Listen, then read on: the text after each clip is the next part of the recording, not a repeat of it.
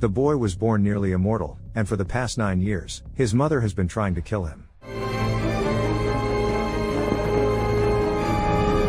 A boy named Louis Drax tells his story. He was always told that one day, something terrible would happen to him. The first misfortune struck at birth when he was born by cesarean section. At 16 weeks, a chandelier fell into his crib. He's been bitten by spiders, stung by bees, and nearly electrocuted. He's had food poisoning multiple times, caught viruses and infections. On his 9th birthday, he went on a picnic with his parents. Everyone seemed happy, like his mom and dad loved each other again, and nothing bad would happen. But then he fell off a cliff into the water. Underwater, Louis thought he was dead. It was very cold, but a man's voice told him that this was his 9th life and that together they would solve the mystery of this extraordinary boy who attracts misfortune. At the scene, a task force was working, and a search helicopter was flying overhead. Detectives learned that Louis's mother was found at the roadside, his father was missing, and search parties were sent out for him. Louis was pulled from the water, placed on a stretcher, and hoisted into the helicopter. They resuscitated him all the way to the hospital, with his inconsolable mother by his side. Once at the hospital, he was rushed to the ER, but the doctor couldn't save him and pronounced him dead.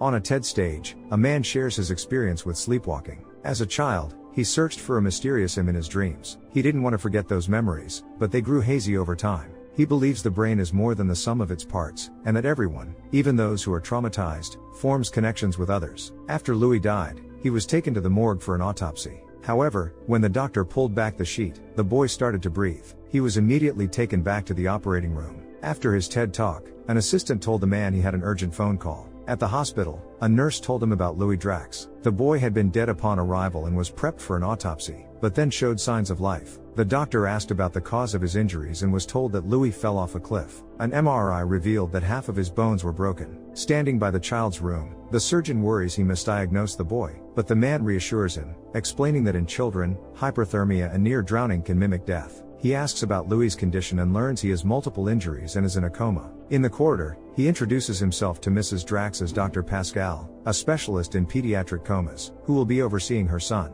After listening to him, she begs to see her son, and the doctor permits her. In her son's room, she tells him how extraordinary he is. Louis thinks it's not easy being the mother of a walking disaster. Once, he wet himself in an elevator and dirtied his mother's skirt when he hugged her, forcing her to dry it in a restroom under a hand dryer. He understands it's hard for her and blames himself. That's why he visited Perez, an old man, about 40, with a big, round face. At first, Louis didn't want to talk to him, but over time, they discussed everything, and Perez, bound by doctor-patient confidentiality, could never reveal their conversations. During one session, Louis asked how much their talk cost. He wanted to be an adult, just talking and earning lots of money. Perez smirked and asked if he really wanted to grow up. Louis replied that it was a silly question and he would never grow up. Louis was moved to another unit, a coma ward. Dr. Pascal, speaking with the surgeon, asked about the accident. The surgeon, surprised, asked if he hadn't spoken to Delton and suggested watching the news. It said the incident wasn't an accident. The boy was likely pushed by his father, who was now on the run. Dr. Pascal decided to talk to Louis. He introduced himself as Alan Pascal and told Louis that he was in a coma.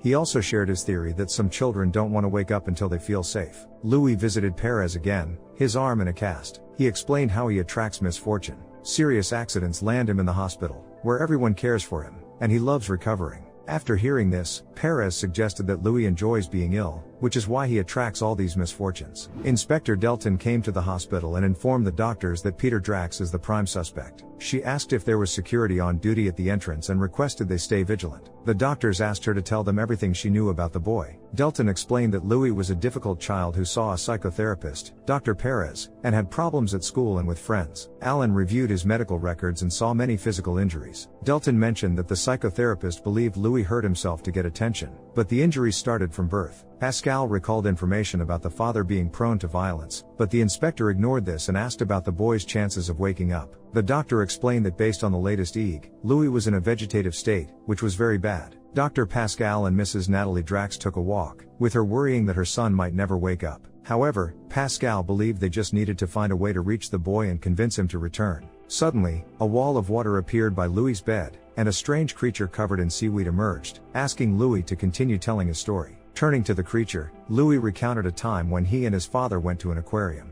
They stayed in San Diego for the weekend to give his mom a break. There, they met Caitlin, an old acquaintance of his dad's. Louis wasn't happy to meet her. She was with her husband and 3 kids. After the show, Back at the hotel, Louis asked who she was. Peter explained she was his first wife and asked Louis not to tell his mom to avoid upsetting her. As soon as they got home, Louis nearly blurted out about Caitlin to his mom. Distressed, she suggested he go watch TV, and as soon as he left, a fight broke out between his parents. At Dr. Perez's office, the doctor asked why Louis told about the aquarium incident. Louis didn't see what the big deal was. His parents didn't love each other and wanted a divorce but stayed together because of him. He also knew that his father wasn't his biological dad and was just pretending. Dr. Yannick had guests over, including Alan and his wife. Natalie was also among the guests, sitting by the pool. Alan noticed her surrounded by mostly male guests. Alan's wife, Sophie, noticed him looking at Natalie. Inside the house, Alan ran into Natalie and they started talking. In the middle of their conversation, Sophie approached, and Alan introduced the two women.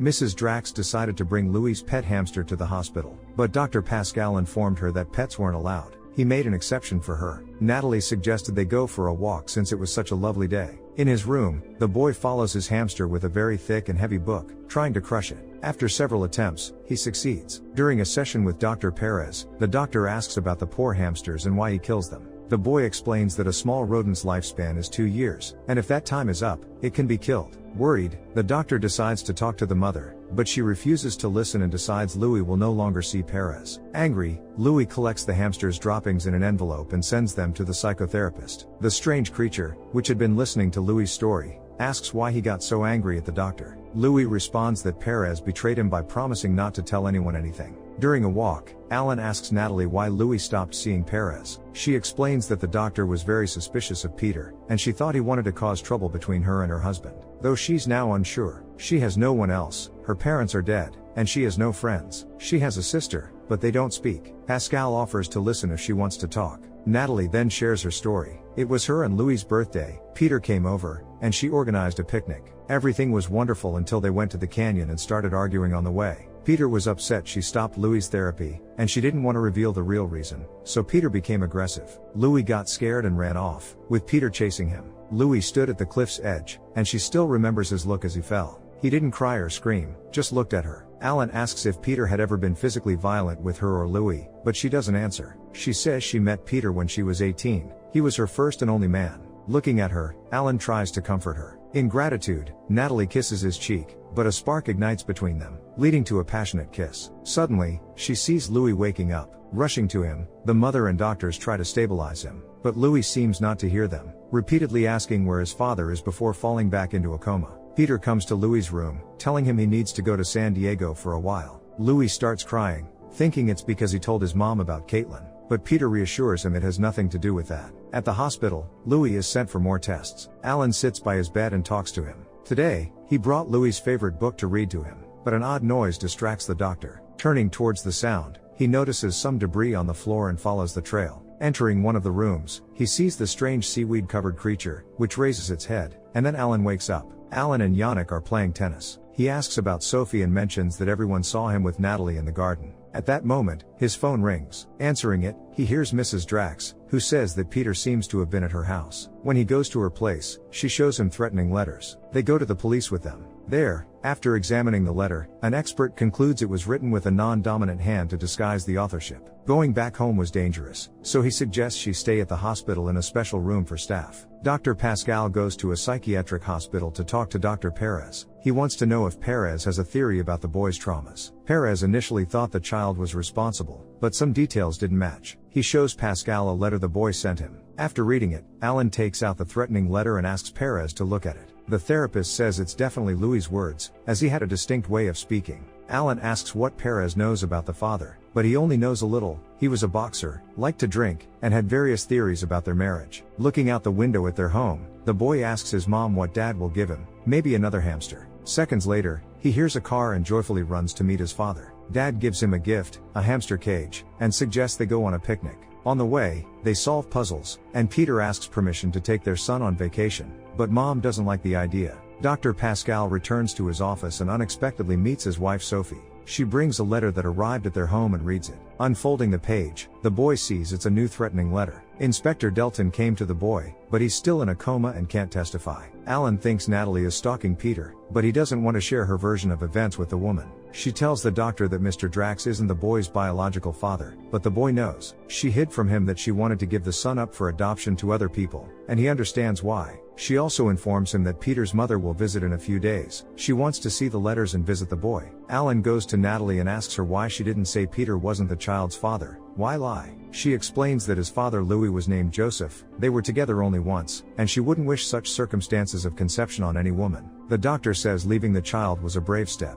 She's surprised he knows about it. He tells her Delton came, but didn't say anything else. She apologizes for deceiving him. She's been hurt too often and doesn't trust men. He convinces her they're not all the same, and their conversation turns into a kiss, then lovemaking. Louis stands on the edge of a cliff. Turning around, he hears his parents arguing again. But as soon as he approaches them, they fall silent and continue to enjoy their time with their son. Sitting beside his son's bed, Natalie tells him about the first time she almost lost him and how they met his dad. Watching his mother from the side, the boy doesn't understand why she's telling him all this. A figure from the seaweed nearby says he doesn't have to listen to it and suggests going to a different place. Louis agrees and follows the creature, which leads him into a cave. A graphologist comes to the hospital and takes handwriting samples from the doctors for analysis. At that moment, Pascal is distracted by a nurse who tells him he's urgently needed in the ward. Rushing there, he hears noise and voices from a distance. It's Louis's grandmother, Violet Dax, who has arrived, but Natalie doesn't want to let her see her grandson. Escorting the woman to his office, Pascal questions her about Peter. Just then, Inspector Delton enters his office and informs them that Peter has been found dead. Standing on the edge of the cliff, a strange creature suggests jumping down,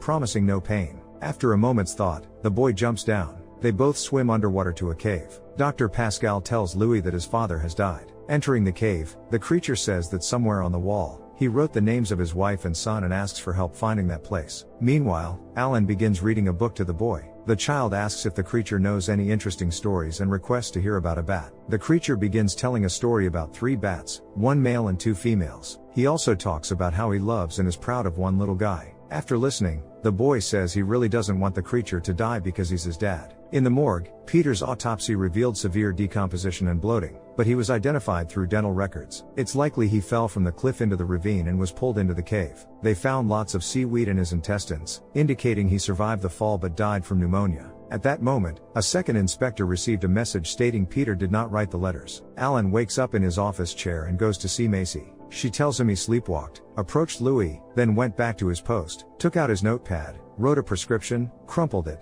and threw it away. Pascal asks to see the prescription and notices it's made out to Natalie Drax, with insulin and chloroform prescribed. Struck by suspicion, he looks up and sees a camera. In the office, he and the inspectors review surveillance footage. In one video, he sees himself holding a pen with his left hand, even though he's right-handed. Delton asks for the prescription and finds that the handwriting matches the letters. She finds it hard to believe the boy could control the doctor's body while he sleeps. She also mentions Peter's body was found 500 yards from Louis, unlikely to be a coincidence. Dr. Pascal decides to find Perez again. Alan asks the doctor if he thinks the mother is involved in the boy's traumas. Perez doesn't quite understand what he means. Alan finds it strange that the boy made him write those letters. Perez believes the letters came from the boy's mind. Maybe he's trying to communicate something. Perez suggests trying a particular method to find out more. Alan, with sensors connected to his head, begins to hypnotize the young man. After some time, he succeeds, and the boy's consciousness enters the doctor's body. Louis starts recounting the events of that day. They went on a picnic, ate various delicious foods, including a chocolate cake. Louis made a wish aloud for his father to be his real dad. However, his parents started arguing over candy.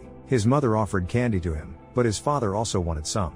For some reason, his mother adamantly refused to give any to his father, saying she made them only for her son. The argument escalated, and Louis ran away. His father caught up with him and asked him to wait in the car. The argument between his parents grew more heated, and at one point, his mother pushed his father. He lost his balance and fell off the cliff. When Louis saw this, his mother tried to take him away, but he backed away, thinking he had 6 steps to safety, not realizing there were only 5, and he fell from the cliff. Suddenly, Louis's heart stopped. Alan urgently brings him out of hypnosis and rushes to perform CPR. All this time, his mother had been harming him, adding raw meat juice to his food, setting up electric shocks, and suffocating him with a pillow. Eventually, they managed to restart the boy's heart and stabilize him. Dr. Pascal moves away from his wife. When Alan arrives at the hospital, he learns about Natalie's diagnosis. She has Munchausen syndrome by proxy. Walking down the corridor, Perez explains what this entails. A perpetrator inflicts harm on another, often a child, in exchange for attention and sympathy. They enter a room where Natalie stands by the window, smiling sweetly and caressing her significantly swollen belly. Beside Louis, his grandmother sits, reading him a book. Throughout his life, the boy awaited his 9th year, as 9 was his favorite number. Earlier in his life, everything was terrible, but being in a coma wasn't so bad. There was no need to worry or miss his father. However, his dad tells him he doesn't have to stay there. He can wake up. There's a wonderful world out there, still full of many unknown and interesting things. Louis doesn't understand why he should leave if his father won't be there. His dad assures him he'll always be by his side, always in his heart. Saying goodbye to his father, the boy wakes up from his coma and opens his eyes. What would you do if you were the boy, once you found out the whole truth about your mother? Share your thoughts in the comments below, hit the like button and subscribe to the channel. See you in the next videos.